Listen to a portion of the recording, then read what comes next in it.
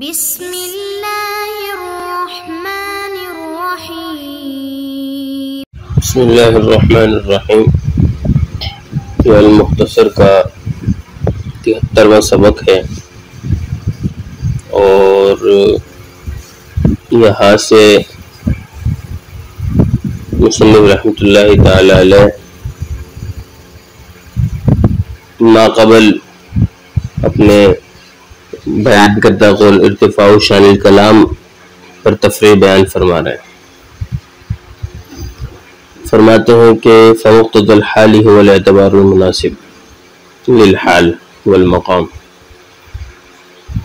يعني إذا علم أن ليس ارتفاع شان الكلام الفصيح في الحسن ذاته إلا بمطابقته للاعتبار المناسب على ما يفيده إضافة المصدر، ومعلوم أنه إنما يرتفع بالبلاغة التي هي عبارة عن مطابقة الكلام الفصيح لمقتضى الحال، فقد علم أن المراد بالاعتبار المناسب ومقتضى الحال واحد، وإلا لما صدق أنه لا يرتفع إلا بالمطابقة للاعتبار المناسب ولا يرتفع إلا بالمطابقة لمقتضى الحال فليتأمل۔ پیچھے بات ہو رہی تھی کہ جو کلام کی بلندی ہے بلاغت کے اندر وہ اس سے حاصل ہوتی ہے کہ کلام اعتبار مناسب کے مطابق ہو، اور یہی چیز یعنی اعتبار مناسب مقتضی حال ہی کا دوسرا نام ہے، یعنی مقتضی حال اور وہ اعتبار جو حال اور مقام کے مناسب ہے دونوں ایک ہی چیزیں ہیں، ایک ہی چیز کے دو مختلف نام ہیں، ان دونوں کی حقیقت ایک ہی ہے۔ اسی چیز کو مصنف رحمۃ اللہ تعالی علیہ نے اپنے اس قول میں اور پھر شارح نے اس کی تشریح میں بیان کیا۔ مصنف رحمۃ اللہ تعالی علیہ نے اس بات کو بیان کرنے کے لیے کہ مقتضی حال ہی اعتبار مناسب ہوتا ہے بیچ میں ان دونوں کے ضمیر فصل بیان کیا ہے حصر کرنے کے لیے، یعنی وہ ضمیر فصل لے کر آئے ہیں تاکہ دونوں کے درمیان جو ہے وہ یکانگی ثابت ہو جائے۔ تو فرماتے ہیں فمقتضی الحال هو الاعتبار المناسب کہ مقتضی حال ہی اعتبار مناسب ہے اور اعتبار مناسب ہی مقتضی حال ہے، تو دونوں میں اتحاد کو ثابت کرنے کے لیے ضمیر فصل لے کر آئے۔ اب رہی یہ بات کہ اس کی دلیل کیا ہے کہ مقتضی حال اور اعتبار مناسب دونوں ایک ہی چیزیں ہیں، تو اس پر دلیل جو ہے پھر اور اس دلیل کی توضیح شارح رحمۃ اللہ تعالی علیہ نے اپنے بیان میں فرمائی۔ اس دعوے کی دلیل کے مقتضی حال اور اعتبار مناسب دونوں ایک ہی چیزیں ہیں، دونوں میں اتحاد ہے، دونوں کی حقیقت ایک ہی ہے، اس کی دلیل دیتے ہوئے شارح رحمۃ اللہ تعالی علیہ نے فرمایا ہے کہ یہاں دو مقدمے ہیں۔ ایک مقدمہ تو خود مصنف رحمۃ اللہ تعالی علیہ نے بیان کر دیا ہے، اور دوسرا مقدمہ کو کہ بیان نہیں کیا انہوں نے، لیکن وہ علماء بلاغت کے درمیان معروف و مشہور ہے۔ وہ دو مقدمے کون سے ہیں؟ ان میں سے پہلا تو خود مصنف رحمۃ اللہ تعالی علیہ نے بیان کر دیا کہ کلام کے اندر جو رفعت شان حاصل ہوگی ثابت ہوگی، یعنی بلاغت کلام میں جو رفعت شان اور عظیم الشان بلند و مرتبہ کلام وہ حاصل ہوگا ثابت ہوگا، وہ فقط ہوگا جب کلام میں فصیح اعتبار مناسب کے مطابق ہوگا۔ اعتبار مناسب کی بات ہم نے پچھلے سبق میں تفصیلاً بیان کر دی ہے، مثال کے طور پر صرف یاد دہانی کے لیے بیان کر رہا ہوں کہ اعتبار مناسب کا مطلب کیا ہے کہ سامنے والا جس سے آپ بات کر رہے ہیں وہ کسی حکم کا انکاری ہے، تو اب انکار کے جو مناسب مقام ہے وہ ہے تاکید، تو یہ اب تاکید سے کلام کرنا یہ اعتبار یعنی انکار کا تقاضا تھا تاکید، تو یہ تاکید جو ہے وہ اعتبار مناسب اور کلام کر دینا اس کے مطابقت ہے۔ موقت کلام. تو مطلب یہ ہے. تو مصنف رحمۃ اللہ تعالی نے جس مقدمے کو بیان کیا شارح فرماتے ہیں وہ تو یہی ہے کہ حسن ذاتی میں کلام فصیح کی جو بلند و بالا رفعت ہے وہ تب ثابت ہوگی جب کلام فصیح اعتبار مناسب کے مطابق ہوگا.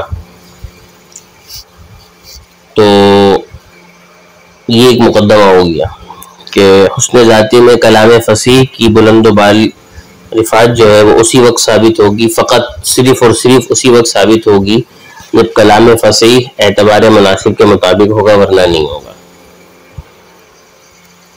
اور شارح رحمۃ اللہ تعالی نے اس مقدمے میں محصور یعنی حصر بیان فرمایا ہے.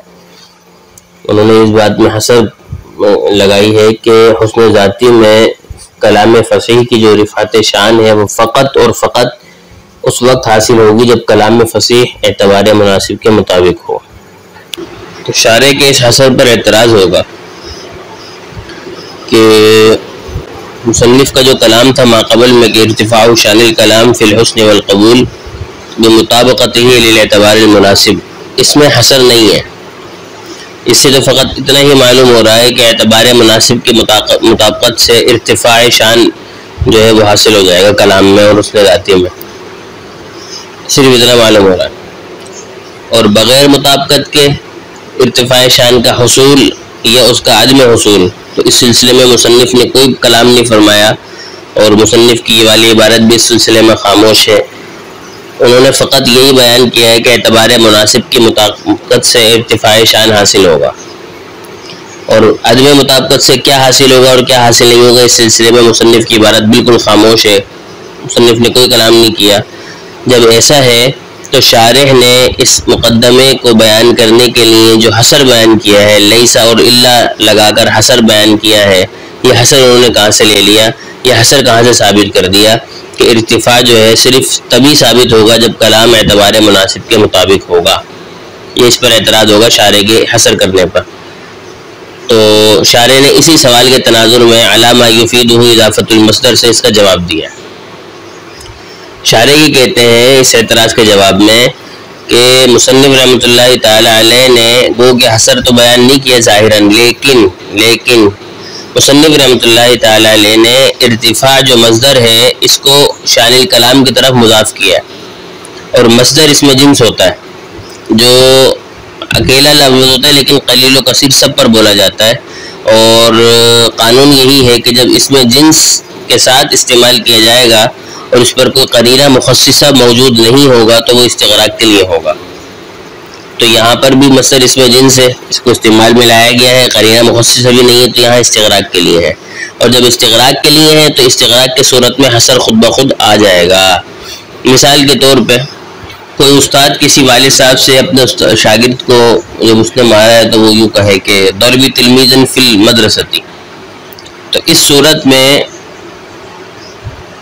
مصدر جو ہے وہ مضاف ہوا ہے اور اس میں جنس کے ساتھ استعمال ہوا ہے، کوئی قرینہ بھی نہیں ہے تو یہاں استغراق ہوگا. استغراق کا مطلب یہ ہوگا کہ میں نے جو بچے کو مارا ہے، شاگرد کو مارا ہے، میری تمام کی تمام مار جو ہے وہ مدرسے میں ہی ہے، مدرسے ہی میں منحصر ہے، اس کے علاوہ نہیں ہے.